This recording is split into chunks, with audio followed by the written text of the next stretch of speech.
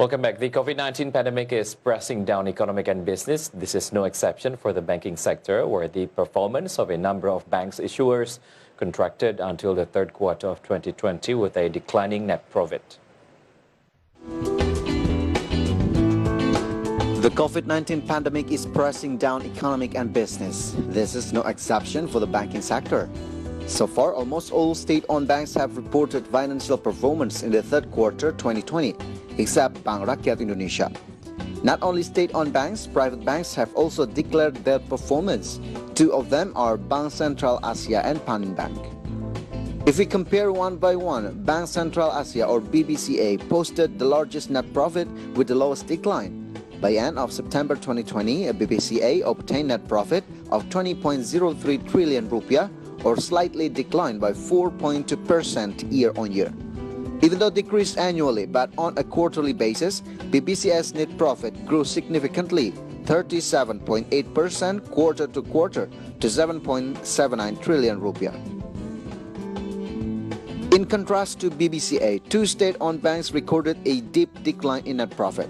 One of them is Bank BNI, which in the third quarter of 2020 recorded a net profit of 4.32 trillion rupiah, or fell by 63.9% year-on-year from the end of September 2019. From all sources for IDX Channel.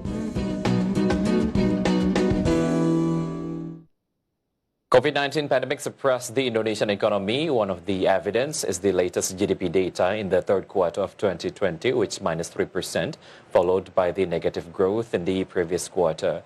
It confirms that Indonesia officially enters economic recession.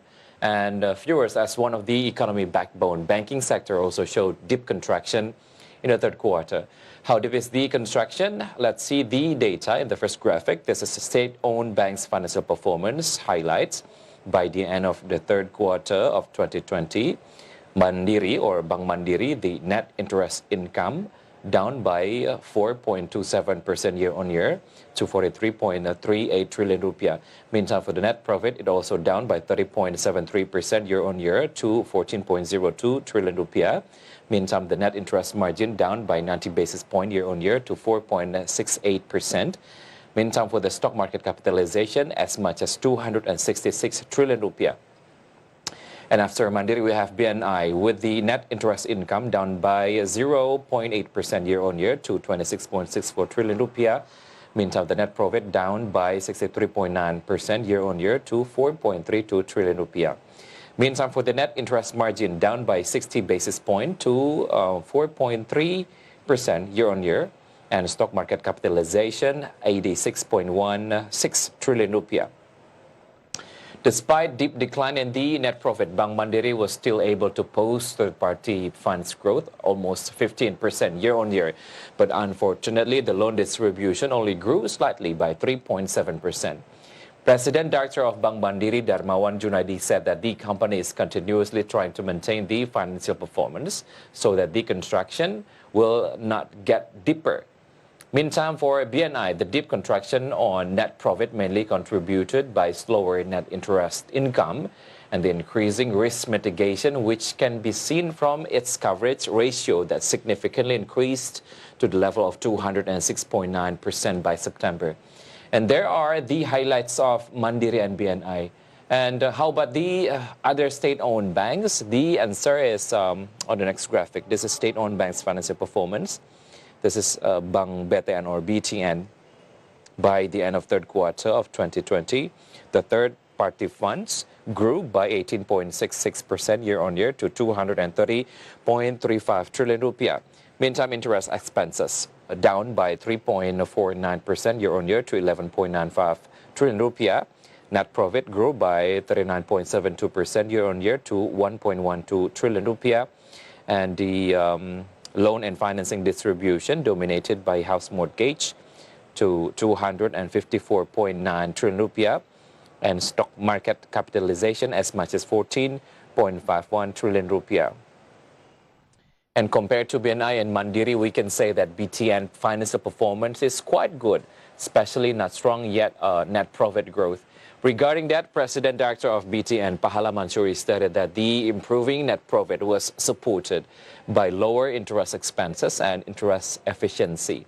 He added that the performance is already on track and the company will remain focused to achieve 1.2 trillion rupiah net profit until the end of the year, as stated before in 2020 target. And maybe some of you are questioning where is the highlight of BRI financial performance. The answer is BRI has not yet released its third quarter financial statement because the bank is still undergoing financial statement audit process. And we hope that it can be released soon. So viewers, after highlighted the state-owned banks, let's move on to the private banks in the next graphic. This is Bank Sentral Asia financial performance highlights. The corporate loan distribution amount, the total amount as much as 252 trillion rupiah, grew by 8.6%. Meantime, for commercial and SMEs loan, as much as 182.7 trillion rupiah, or down by 4.9%. Meantime, for the net interest income, it grew by 9% to 40.8 trillion rupiah.